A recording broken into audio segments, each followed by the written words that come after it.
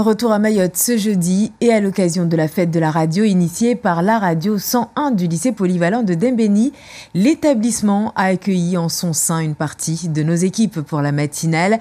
L'occasion pour les élèves sensibilisés à l'éducation aux médias et à l'information de voir en vrai les coulisses d'une radio, les préparations d'émissions, d'interviews avant de venir à l'antenne. Sur place, Bibi, Mariam Alidi et Jaïdi Maoulida.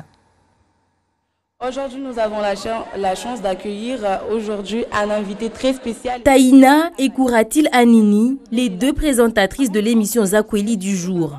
Ces jeunes filles font partie de la classe média du lycée de Dembéni. Très à l'aise devant la caméra, les deux apprentis journalistes ont tenu l'antenne de Mayotte la première pendant 15 minutes en direct.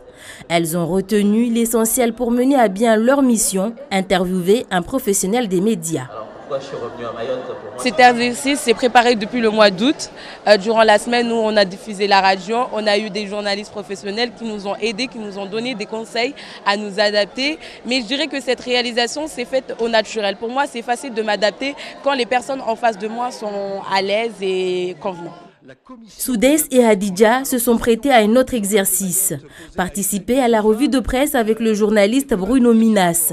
Un défi à relever pour ces lycéens, un exercice pas facile mais qui sera utile pour leur parcours. J'ai commencé à aimer ça parce que je passe de bons moments avec mes camarades et le fait d'apprendre beaucoup de choses au fur et à mesure via des autres ou par rapport à autre chose, j'aime beaucoup ça. Face à ces journalistes en herbe, le public est concentré et captivé.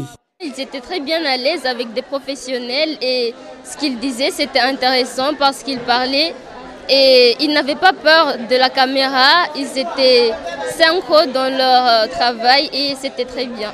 Ils étaient bien parce qu'il y en a qui étaient en stress mais ils ont eu quand même le courage d'y monter sur le plateau.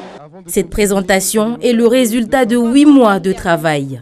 Il a fallu former les élèves sur tous les plans, que ce soit la technique, le matériel, la technique journalistique, l'écriture, la mise en voix et la gestion d'une animation radio.